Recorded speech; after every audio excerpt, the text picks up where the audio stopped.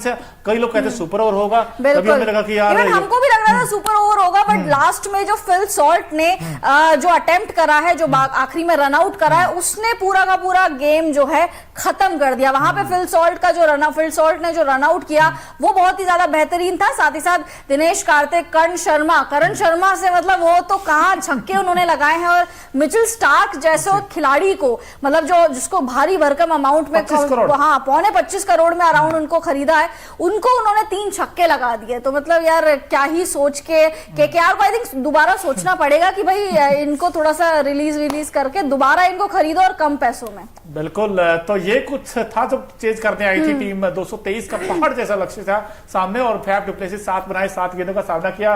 कुछ खास ये भी नहीं कर पाए, लेकिन अच्छी बात क्या थी कि विराट कोहली और ने बड़ी अच्छी पारी खेली। लॉकी फर्ग्यूसन के हम आंकड़े दिखा रहे हैं आपको, 4 ओवर में 47 रन हो रहे। क्रिकेट महंगे जरूर रहे, लेकिन लास्ट में आकर इनके पास भी वो मौका तो था मैच जिताने का, वो डबल भागे नहीं। और विराट 7 गेंदों पर 18 रन बनाए इन्होंने, और बड़े अच्छे लगे थे पारी जिस तरीके को खेले थे। ऐसा लगा था कि आज विराट पारी खेलेंगे, क्योंकि 2 छक्के लगाए थे इन्होंने, चौका भी लगाया था। 7 में 18 बनाए, लेकिन फिर वो जो एक कंट्रोवर्शियल हर्षित राणा तीसरे ओवर की पहली गेंद पर वो जो कहते हैं ना डीप कर रही थी फुल टॉस गेंद, उसके बाद फिर एक विवाद हो गया था कि यार क्या ये आउट है या नॉट आउट है। आपको क्या लगता है वैसे? वो बिल्कुल, देखिए इसमें डिबेट बहुत सारी है कि भैया वेस्ट लाइन के नीचे थे, क्रीज के बाहर वो थे। इसमें बहुत ज्यादा डिबेट्स चल रही है। कुछ लोग कह रहे हैं कि हाँ ये आउट था, कुछ कह रहे हैं नॉट आउट थे। अब वहां पे जो सिद्धू थे, नवजोत सिंह सिद्धू थे, वो कमेंट्री कर रहे थे। उन्होंने कहा था भाई मैं छाती ठोक के कहता हूं ये पक्का नॉट आउट है, और इसी वजह से अंपायर्स कॉल को कंट्रोवर्शियल रूल माना गया, क्योंकि अंपायर ऑनफील्ड अंपायर ने नॉट आउट दिया था, वो सॉरी ऑनफील्ड अंपायर ने आउट दिया था, जिसके चलते विराट कोहली आउट हुए और वो पवेलियन गए। वहां पे बड़ा गुस्सा भी उनको आया कि उन्होंने मतलब बैट को एकदम जमीन पे दे मारा, उसके बाद उन्होंने डस्टबिन फेंक दिया था। आई थिंक वो बहुत ही ज्यादा एक अग्रेसिव विराट कोहली का रूप हमें देखने को मिला, जो हमें 2016-17 वाले विराट कोहली थे वो रूप देखने को मिलता था। तो उस टाइम पे हमें विराट का वो विराट रूप देखने को मिला।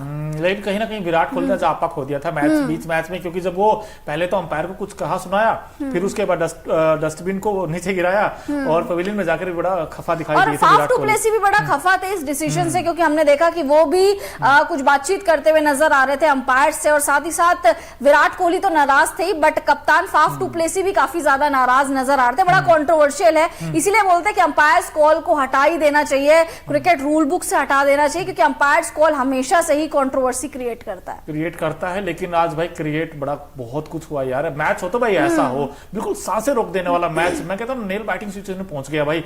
एक ओवर में जब 20 के आसपास रन चाहिए थे, तो किसी को उम्मीद ही नहीं थी कि आरसीबी यहां से भी जीत सकती है, लेकिन आरसीबी ने जो कमबैक किया बड़ा शानदार किया। तारीफ बनती करण शर्मा के, अंडर प्रेशर आकर लगातार 3 छक्के। जब हम सबको लगा था कि जब दिनेश कार्तिक आउट हुए, लगा था मैच यहाँ पे खत्म है, उसके बाद करण शर्मा ने 3 छक्के जड़ दिए मिचेल स्टार्क जैसे गेंदबाज को, जो ऑस्ट्रेलिया को लीडिंग फ्रॉम द फ्रंट कर रहे थे। बार सोच रहे थे कि शॉर्ट ऑफ लेंथ गेंद करेंगे, करण शर्मा को थोड़ा सा डराएंगे, सरप्राइज करेंगे, बट वो बार फुल लेंथ और वो दे घुमा के शॉट मार रहे थे। साधारण गेंदबाजी, मतलब अगर आप इस तरीके का आखिरी ओवर डाल रहे हो, तो आई थिंक आपको थोड़ा सा कुछ वेरिएशन लाने चाहिए। कुछ यॉर्कर्स ही फेंक देते, बाउंसर ही मार देते, लेकिन वहां पे बड़ी साधारण गेंदबाजी हमें देखने को मिली मिचेल स्टार्क के तरीके मतलब साइड से, और करण शर्मा ने जड़ दिया। लेकिन लास्ट में जो फिल सॉल्ट ने आई थिंक रन आउट किया, उसने वो मैच पूरा खत्म कर दिया था, जब एक बॉल में 3 रन चाहिए थे, और वहां पे फिल सॉल्ट ने मैच खत्म कर दिया रन आउट। लगता है फिल सॉल्ट का ही दिन था, क्योंकि स्टार्ट भी फिल सॉल्ट ने ऐसे किया था मैच, और फिर एंड भी उन्होंने बड़े जबरदस्त अंदाज में किया। खाने में अगर नमक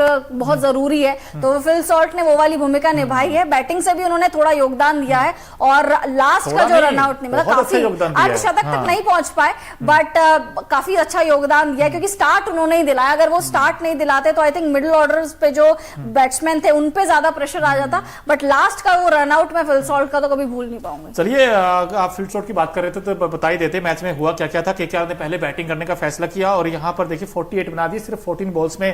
फिल सॉल्ट ने आज बड़ी धूम मचाई, बल्ले के साथ 7 चौके 3 छक्के लगाए, और 342 का अमेजिंग स्ट्राइक रेट था। नरेन ने 10 बनाए, आज फिर फेल रहे, और पूरी तरीके से फेल रहे। 15 गेंदों का सामना किया।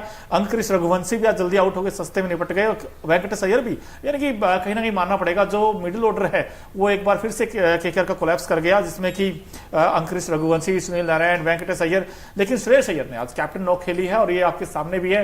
50 बनाए, 36 गेंदों का सामना किया, 7 चौके 1 छक्का लगाया, बड़े कहते हैं ना कूल काम एंड कंपोज, बड़े पॉजिटिव फ्रेम में नजर आए वहां पर। लेकिन सुनील नारायण आज जल्दी आउट हो गए, जिसकी वजह से लगा था कि भाई ये टीम शायद हो सकता है 170-180 तक रुक जाएगी। लेकिन जब लास्ट में रिंकू और रसल की वो जो पार्टनरशिप हुई थी, उसने ये स्कोर धीरे धीरे करके 200 के आसपास ले गए। लेकिन 222 तक पहुंचाने में जो सबसे अच्छा ये कंट्रीब्यूट किया, वो जो मैच फिनिशिंग नॉक खेली, वो 24 बना दिया रमनदीप सिंह ने। अब रमन कहते हैं ना मन जीत लिया उन्होंने, 9 में 24 बनाकर और स्कोर छलांगा लगाता 222 पहुंच गया। अब 223 का टारगेट है श्रद्धा बैटिंग करने के लिए। लेकिन विराट ने भी उसी अंदाज में बैटिंग की जैसे रमनदीप ने की या फिर शॉट ने की। पहली गेंद में चौका मार दिया, पहली गेंद में चौका मार दिया था। अब लगा था कि यार 2 छक्के भी लगा दिए विराट ने, और लगा था कि विराट ही फिनिश करके आएंगे मैच। लेकिन फिर वो विराट आउट हुए और फिर फैब भी आउट हो गए, फिर ये टीम फंस गई। बहुत ज्यादा हमेशा से ये होता आ रहा है। जब हम मैच में देख रहे थे तो हम लोग यही डिस्कस कर रहे थे कि दिनेश कार्तिक हमेशा से ही लोन वॉरियर की तरह खड़े रहते हैं और लास्ट में आके पारी को बस वो ही संभालते हैं, और आज भी ऐसा ही हुआ। बट दिनेश कार्तिक से बेहतर भी कर्ण शर्मा, आज हमें ये पता लग गया कि अगर मैच में सिचुएशन ऐसी फंसी हुई हो तो कर्ण शर्मा आके छक्के चौके भी लगा सकते और आपको मैच जिता ही देते। ऑलमोस्ट उन्होंने जिता ही दिया था वो तो भाई। उससे पहले दिनेश कार्तिक से पहले मैं बात करूंगी रसल की। रसल ने अच्छी गेंदबाजी की, मतलब विद द बैट रसल बहुत रन बॉल्स खेल रहे थे, बहुत स्ट्रगल कर रहे थे, बट रसल ने बहुत अच्छी गेंदबाजी करी, बड़े इकोनॉमिकल साबित हुए हैं और साथ ही साथ विकेट्स भी चटकाए और साथ साथ डीके का विकेट उन्होंने बड़ा जबरदस्त निकाला। लेकिन देखिए अभी उम्मीदें तो ना के बराबर होगी आरसीबी के लिए प्लेऑफ में पहुंचने के लिए। लेकिन आज अच्छी बात उनके लिए क्या रही, अगर एक अच्छी गुड न्यूज दें आपको कि भाई कहते हैं ना कि आरसीबी का जो बैटिंग है वो सिर्फ विराट और फैब पे ही डिपेंडेंट है। लेकिन आज अच्छी बात क्या कि विल जैक ने भी रन बनाए और साथ ही साथ आज मैं देख रहा हूँ कैमरून रजत पाटीदार, माफ कीजिएगा, उनका भी बल्ला चला। रजत पाटीदार ने 52 बनाए सिर्फ 23 गेंद पर और 55 बनाए विल जैक ने सिर्फ 32 गेंदों पर। इन दोनों ने एक अच्छा स्टार्ट दिया था, वहां से लगा था कि ये मैच बन गया है और बन भी गया था टू बी ऑनेस्ट, क्योंकि रन सिर्फ तकरीबन ये लगा लो 10 में 84-90 के आसपास रहेगा तो ये तो चेज हो जाते हैं, आसानी से हो जाते हैं, हम देखते हैं मैच में। और आजकल तो मॉडर्न क्रिकेट में आप 5 में 90 चेज कर देते हो। बटलर ने कुछ ऐसा ही काम किया था। लेकिन यहाँ पर मैच किसने फंसाया? कैमरन ग्रीन ने फंसाया, श्रेयस ने फंसाया, महिपाल लोमरो ने फंसाया। एक तरफ दिनेश कार्तिक बैटिंग करते रहे लेकिन दूसरे एंड से विकेट गिरते रहे। अब लास्ट में तो ठीक है कर्ण शर्मा ने आकर वो 2-3 बड़े-बड़े शॉट्स लगा दिए, वरना ये मैच तो पहले ही आ गया था। 3 छक्के और बहुत बड़ी बात है मिचेल स्टार्क को 3 छक्के मारना। बट अब मिचेल स्टार्क की जो गेंदबाजी है मुझे लग रहा है सारे ही बैट्समैन समझ चुके हैं कि ये किस तरीके की गेंदबाजी करते हैं, इसीलिए इनको आके चौके छक्के मार जाते हैं और मिचेल स्टार्क इस आईपीएल में वर्थलेस साबित हुए हैं। बिल्कुल पहले 2 में तो 100 से ऊपर रन थे। हाँ बिल्कुल, पहले 2 में शतक मार दिया था उन्होंने, मतलब हर मैच में अर्धशतक लगा रहे थे वो। मिचेल स्टार्क बल्ले से नहीं बल्कि गेंदबाजी से अर्धशतक लगा रहे थे। बट आई थिंक आज भी इनफैक्ट सिर्फ 3 ओवर में 55 रन दे दिए, 3 ओवर में सिर्फ 55। हम लोग 4 में 55 की बात करते हैं, आज तो 3 में ही 55 लगा दिए। बताइए अब ये आपके फ्रंटलाइन गेंदबाज कहते हैं हम इनको, लेकिन आज तो किसी भी एंगल से लगी नहीं है। 3 ओवर में 55 रन देकर विकेट एक ही मिला, क्या फायदा उस विकेट का। लेकिन जब आप इस तरीके के रन उठाते हैं, भाई आप सबसे मैन गेंदबाज हो, आप इस टीम की कहते हैं ना कि मजबूत कड़ी हो, लेकिन जब आपसे ऊपर सबसे ज्यादा भरोसा हो, आप उस भरोसे को तोड़ रहे हैं। आप एक में 20 तो या कोई भी गेंदबाज डिफेंड कर सकता है। हमने देखा हर्षित राणा ने इनफैक्ट क्लासन को रोका था, 1 ओवर में 11 चाहिए था, तब वो मैच जिता देता।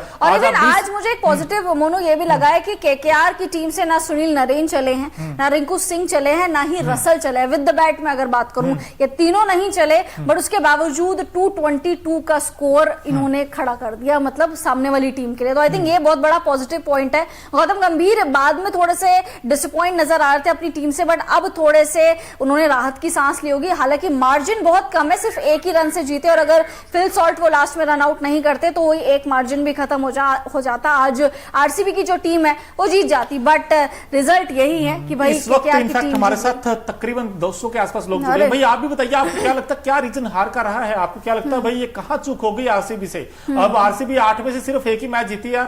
भाई कुछ तो कमियां होंगी, किस्मत के भरोसे हम हमेशा कहते हैं भाई कुछ ना कुछ इस टीम में भी कमियां होंगी। अब आई थिंक इनको ना अगले साल मेगा ऑक्शन आ रहा है, आई थिंक मेगा ऑक्शन में इनको एक प्लान लेके चलना पड़ेगा और दिमाग अपना बिल्कुल अच्छे से तैयार करके आना पड़ेगा। ऑक्शन टेबल में मेरे को तो समझ नहीं आता, ये बैठते हैं तो इनका प्लान क्या रहता है। ये एक चहल जैसे हसरंगा जैसे गेंदबाजों को रिलीज कर देते हैं, ये हर बैटर को रिलीज कर देते हैं और ये हर डोमेस्टिक खेलने वाले को रिलीज कर देते हैं। और अपनी टीम में इनके देखिए फॉरेन प्लेयर्स ज्यादा है, इनको फॉरेन टैलेंट पे बहुत ज्यादा भरोसा है और इनका जो डोमेस्टिक सर्किट वाले टैलेंट है उस पर लोग भरोसा ही नहीं करते हैं। तो आई थिंक ये बहुत ज्यादा कमजोर कड़ी है जिसमें ध्यान देना चाहिए आरसीबी को। केकेआर तो बड़ा जबरदस्त खेल रही है, बट आरसीबी की जो साख की लड़ाई थी, आज वो साख की लड़ाई भी आई थिंक खत्म हो गई। प्लेऑफ्स में जाने के जो पूरे के पूरे चांसेस थे वो खत्म हो गए। अब आरसीबी को हर साल की तरह, 16 साल की तरह, पिछले इतने सालों की तरह अब आरसीबी को दूसरी टीम्स पर डिपेंड होना पड़ेगा। इनका पूरा खाली दिमाग हो गया। आगे मेगा ऑक्शन आएगा अगले साल, उसमें भी ये लोग खाली दिमाग के साथ ही बैठने वाले हैं और ऐसी ही आरसीबी की कहानी चलने वाली है। तो जैसे आप